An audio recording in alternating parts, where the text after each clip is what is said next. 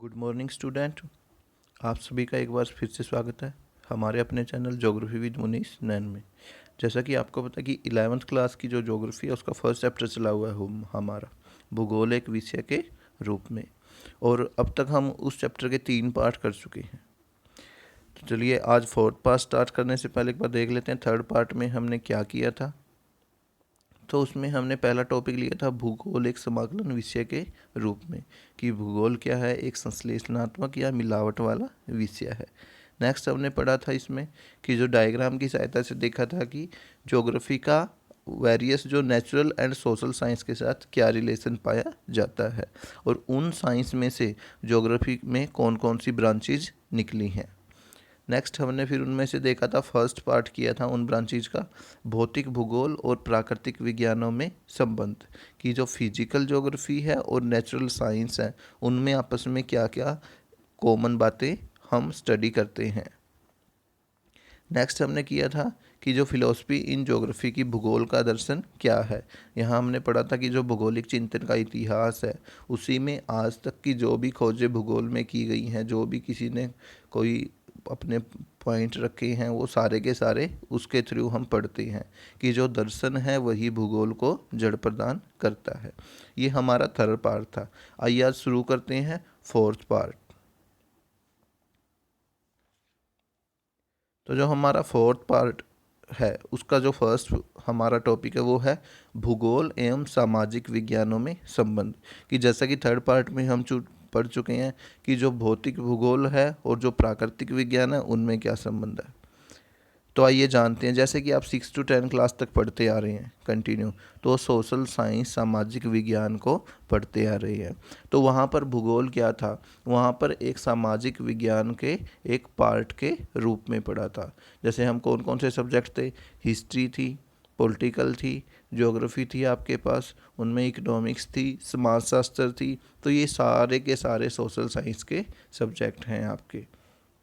तो इन सभी का कहीं ना कहीं आपका ज्योग्राफी से रिलेशन रहता है।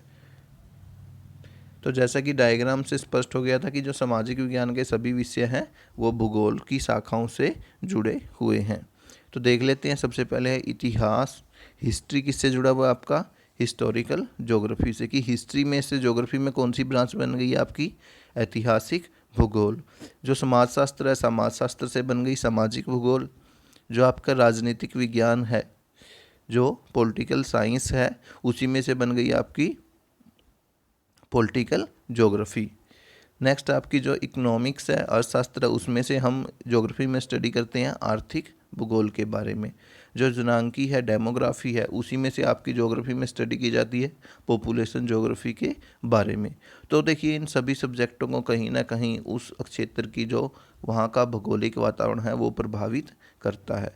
तो इसी वजह से इन सभी सब्जेक्ट की हम भूगोल में भी उसकी ब्रांचेज के रूप में स्टडी करते हैं, और इनका विषय क्षेत्र एक दूसरे से बिल्कुल मिलता जुलता है। तो आसानी से हम ये नहीं बता सकते कि हम हिस्ट्री पढ़ रहे हैं, हिस्टोरिकल ज्योग्राफी पढ़ रहे हैं। तो इन सभी का जो क्षेत्र बिल्कुल एक दूसरे से मिलता जुलता है। तो आइए आज शुरू करते हैं कि जो कौन कौन से सोशल साइंस देखेंगे हम और ज्योग्राफी से क्या क्या रिलेशन है। तो सबसे पहले देखेंगे जैसे हिस्ट्री और ज्योग्राफी में क्या है आपका, सोशलॉजी और ज्योग्राफी का क्या रिलेशन है, पॉलिटिकल और ज्योग्राफी का क्या रिलेशन है, जो आपकी पॉपुलेशन है और ज्योग्राफी का क्या रिलेशन है, इकोनॉमिक्स के साथ ज्योग्राफी का क्या रिलेशन है। तो आइए जानते हैं। सबसे पहले हम देखते हैं हिस्ट्री एंड ज्योग्राफी, इन दोनों में क्या रिलेशन पाया जाता है। तो देखिए, जो आपका भूगोल है, ज्योग्राफी है, वो किसी भी स्थान का भी अध्ययन करता है, कि कोई भी एक लोकेशन है उस जगह की जो विशेषताएं उन सभी का अध्ययन किया जाता है आपके ज्योग्राफी में। लेकिन जो आपका हिस्ट्री है वो समय या काल का अध्ययन करता है, कि जो हमारा पास्ट है, जो बीत गया है, ये उसका अध्ययन करता है।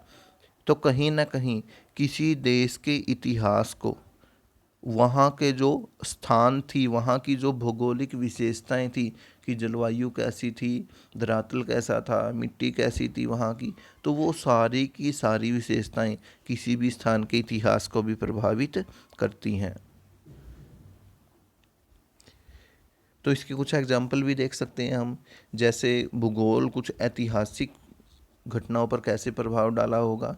तो देखिए, अगर मान लीजिए किसी भी देश का क्षेत्र बहुत बड़ा है, पुराने समय की बात कर रहे हैं हम, कि क्या था कि कई देशों के क्षेत्र बहुत ज़्यादा बड़े थे, तो जब भी दूसरे देशों से आक्रमणकारी वहाँ आते थे तो उन पे आक्रमण करते थे, तो वो जो बड़े देश थे वो क्या करते थे कि अपने चारों ओर सेना को लगाने के बजाय उस एरिया के बीच में चले जाते थे, वहाँ पर रहते थे।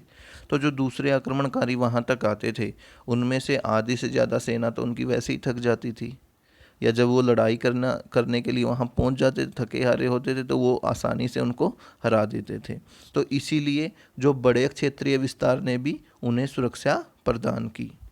नेक्स्ट देखते हैं, जैसे जब तक ये नई दुनिया के देश नहीं खोजे गए थे, जैसे आपके नॉर्थ अमेरिका हो गया, साउथ अमेरिका हो गया, या आप कह सकते हैं जैसे इंडिया हो गया, हमारा भारत हो गया, कि पुराने समय में अधिक लोग हमारे यहाँ से टच में नहीं थे, जैसे यूरोपीय आए थे हमारे यहाँ।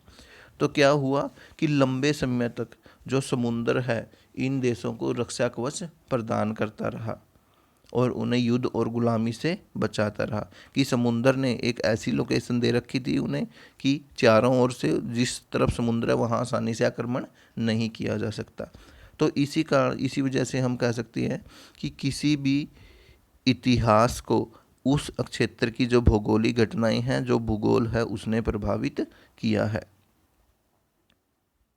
तो इसके अलावा किसी भी प्रदेश की जो जनसंख्या है, कृषि है, पशुपालन, खनन, उद्योग धंधे, परिवहन के साधनों, इन सभी का विकास कैसे हुआ, इन सभी का डेवलपमेंट कैसे हुआ, कि पहले जनसंख्या कितनी थी, उसके बाद कि कैसे उसमें वृद्धि हुई है या कमी हुई है, आपका एग्रीकल्चर कैसे डेवलपमेंट हुई, जैसे पहले शिफ्टिंग कल्टीवेशन थी, स्थानांतरित कृषि थी, उसके बाद में जैसे पशुपालन था, खनन था, माइनिंग थी, पहले ज़्यादा जानकारी नहीं थी तो स्टार्टिंग में क्या खोदा गया, पहले तांबा के जैसे, उसके बाद चांदी आई, या कौन कौन सी लोहा कब आया, इन सभी के बारे में।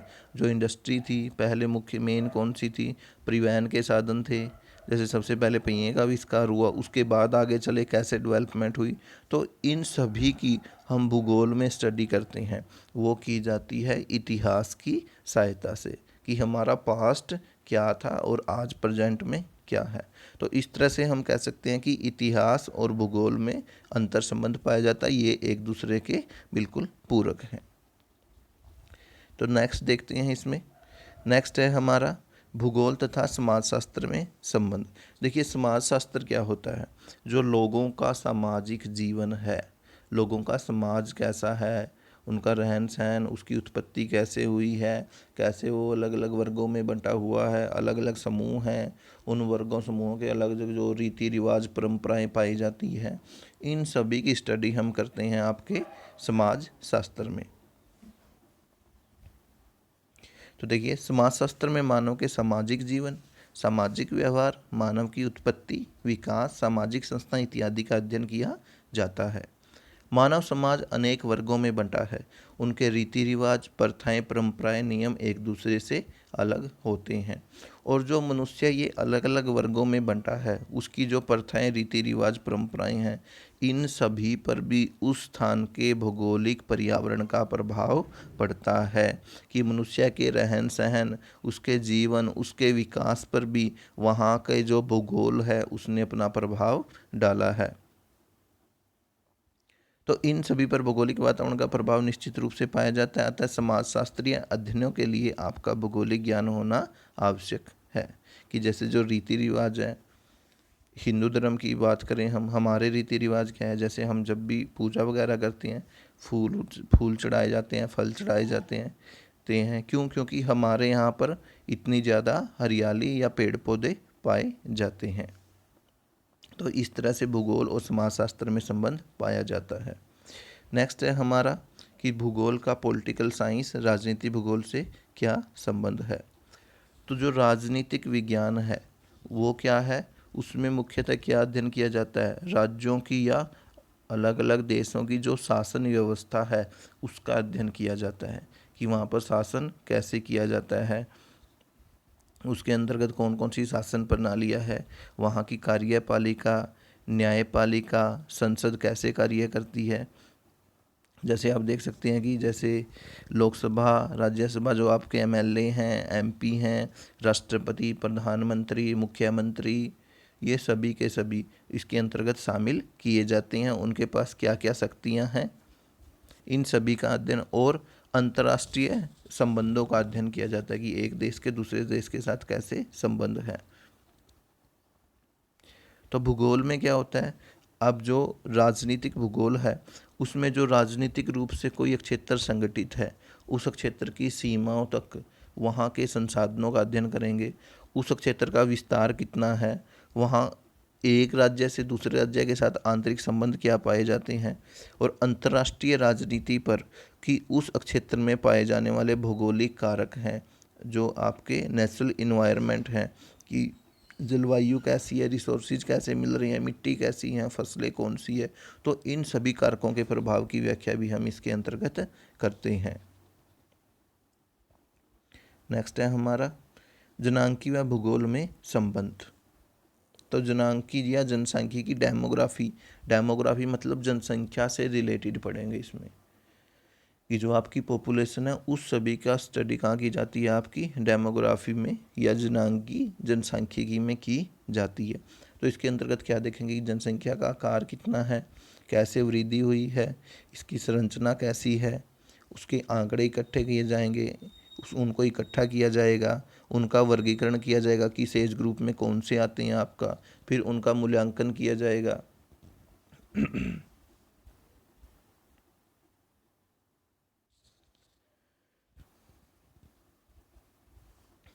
और जो जनसंख्या भूगोल है वो तो जनसांख्यिकी की, उसमें जनसंख्या के बारे में पढ़ा जाता है। और जनसंख्या भूगोल की, जब भूगोल में क्या है कि भौगोलिक पर्यावरण के संबंध में वहाँ की जनसंख्या में क्या क्या क्षेत्रीय भिन्नताएं पाई जाती हैं। देखिए पढ़ेंगे जनसंख्या के बारे में, लेकिन अध्ययन क्या करेंगे कि एक क्षेत्र की तुलना में दूसरे क्षेत्र में जनसंख्या कम या ज़्यादा क्यों है, इसके पीछे वो क्षेत्र उस जनसंख्या को कैसे प्रभावित कर रहा है। तो ये सभी स्टडी की जाती हैं हमारी पॉपुलेशन ज्योग्राफी के अंतर्गत। नेक्स्ट है हमारा इकोनॉमिक्स एंड ज्योग्राफी में रिलेशन। तो देखिए जो इकोनॉमिक्स में क्या पढ़ा जाता है, मुख्यतः वस्तुओं का जो उत्पादन है, प्रोडक्शन हो गया, उनका जो वितरण हो गया, उनकी विनिमय हो गया, उनका उपभोग हो गया, ये डिमांड सप्लाई, ये सभी पढ़े जाते हैं, हम इकोनॉमिक्स के अंतर्गत पढ़ते हैं। तो इन सभी वस्तुओं को कहीं ना कहीं एक स्थानीय पक्ष उन सभी का अध्ययन करता है कि कोई ना कोई स्थानीय पक्ष ऐसा है जो इन वस्तुओं की जो डिमांड सप्लाई उसको प्रभावित करता है, और उसी स्थानीय पक्ष का हम अध्ययन किस में करते हैं, भूगोल में करते हैं। तो भूगोल में क्या है, मनुष्य के जो आर्थिक क्रियाकलापों का अध्ययन किया जाता है कि जो मनुष्य कौन कौन सी एक्टिविटी कर रहा है, और उस स्थान पर जो एक्टिविटी की जा रही है वो अन्य स्थानों से कैसे अलग है। तो वह उन क्रियाकलापों में एक स्थान से दूसरे स्थान पर पाई जाने वाली भिन्नताओं का अध्ययन भी करता है कि कुछ एरिया देखेंगे आप जहाँ पर प्राइमरी एक्टिविटी की जा रही है, आज भी आपकी कृषि कर रहे हैं, हंटिंग गैदरिंग वगैरह ये एक्टिविटी चली हुई हैं। कहीं पर आप देखेंगे आपके शिफ्टिंग कल्टीवेशन भी की जा रही है, कहीं पर आप देखेंगे चलवासी पशुचारण चल रहा है, कहीं पर आप देखेंगे कि जो गहन निर्वाह कृषि की जा रही है, तो कहीं पर आप देखोगे इंडस्ट्री वगैरह लगी हुई है, वहाँ पर लोग काम कर रहे हैं। तो ये सारे की सारे क्या है, मनुष्य की एक्टिविटी हैं, क्रियाएं हैं, और इन सब का अध्ययन हम करते हैं भूगोल के अंतर्गत। तो इस तरह से हम कह सकते हैं कि जो सामाजिक विज्ञान के विषय हैं उन सभी का भूगोल से गहरा संबंध पाया जाता है। तो अब हम नेक्स्ट टॉपिक स्टार्ट करते हैं। नेक्स्ट टॉपिक है हमारा भूगोल के अध्ययन के उपागम, approaches to the study of geography, कि जो आपकी ज्योग्राफी है उनको कैसे पढ़ा जाता है, उसको पढ़ने के तरीके कौन से हैं। तो मुख्यतः आपकी जो ज्योग्राफी को पढ़ने के दो तरीकों की स्टडी की जाती है। तो दो अप्रोचेज हैं आपकी भूगोल की। पहली है आपकी सिस्टमैटिक अप्रोच, सिस्टमैटिक अप्रोच आप कह सकते हो क्रमबद्ध उपागम या क्रमबद्ध विधि। इसका दूसरा नाम है विषय वस्तुगत उपागम, और दूसरी है आपकी रीजनल अप्रोच। प्रादेशिक उपागम। तो देखिए जैसे नाम से ही क्लियर हो रहा है, तो सिस्टमैटिक अप्रोच की मतलब एक सिस्टम से चलेंगे। पहले एक पार्ट की स्टडी करेंगे, उसके बारे में सारी जानकारी इकट्ठा करेंगे, फिर कभी आगे दूसरे पार्ट की स्टडी करेंगे, उसके बारे में सारी जानकारी इकट्ठा करेंगे।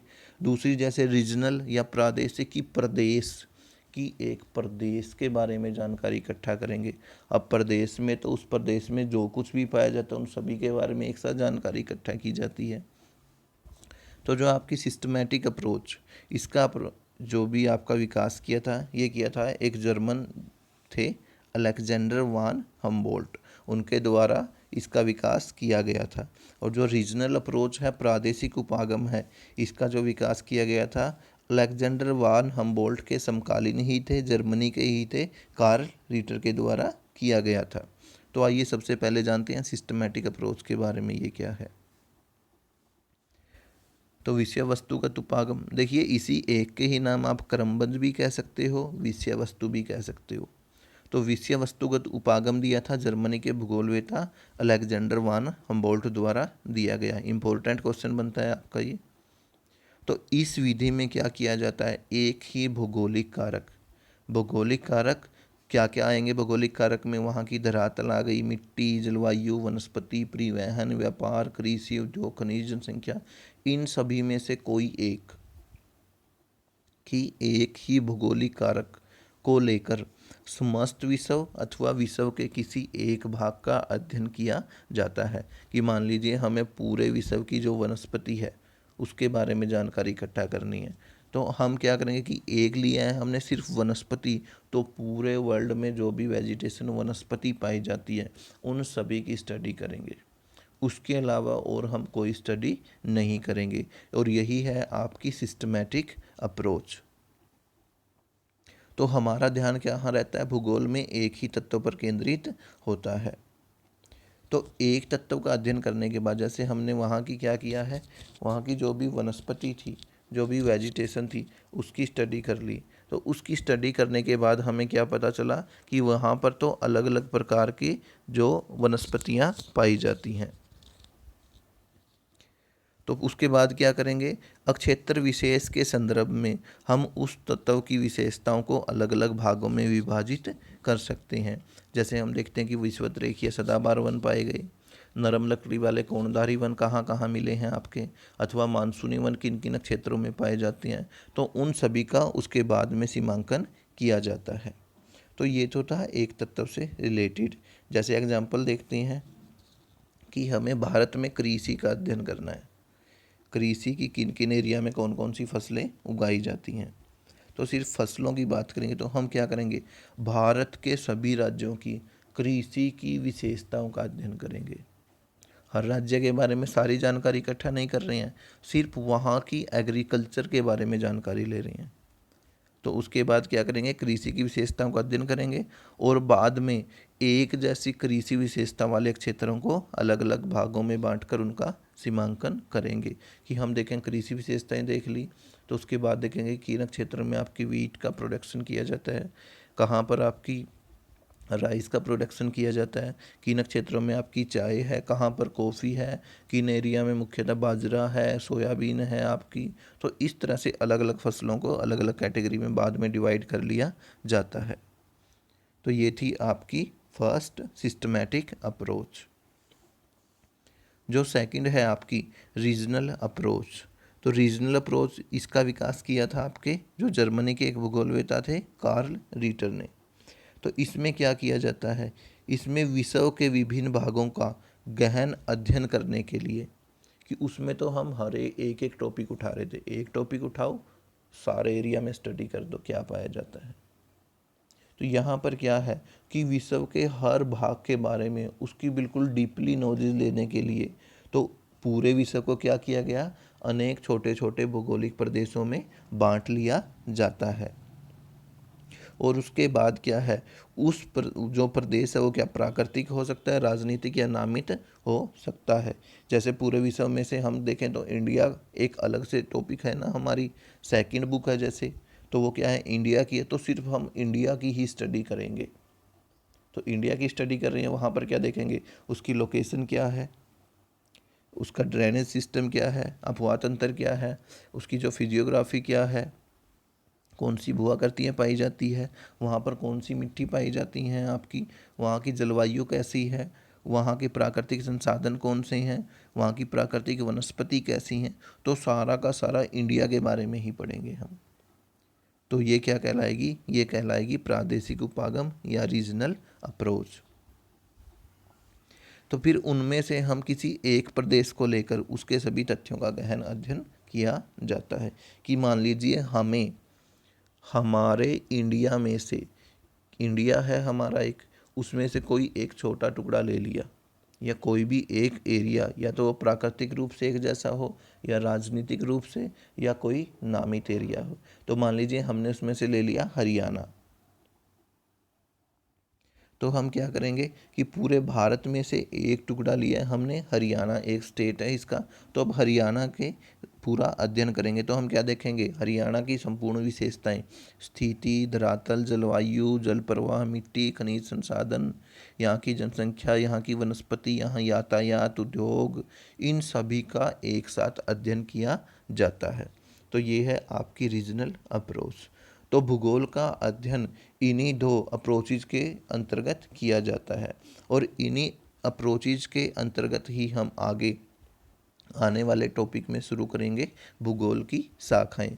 कि एक तो हैं आपके जो सिस्टमैटिक अप्रोच हैं उसके अकॉर्डिंग है, तो उसके अकॉर्डिंग दो हैं आपके, भौतिक भूगोल और मानव भूगोल। और जब ये दोनों मिल जाती हैं तो एक नए उत्पत्ति होती है, वो कहलाता है जीव भूगोल। आगे इनकी सब ब्रांचेज के बारे में पढ़ेंगे। तो आज का टॉपिक यहीं तक था। आशा है आप सभी को अच्छे से समझ में आया होगा। Thank you.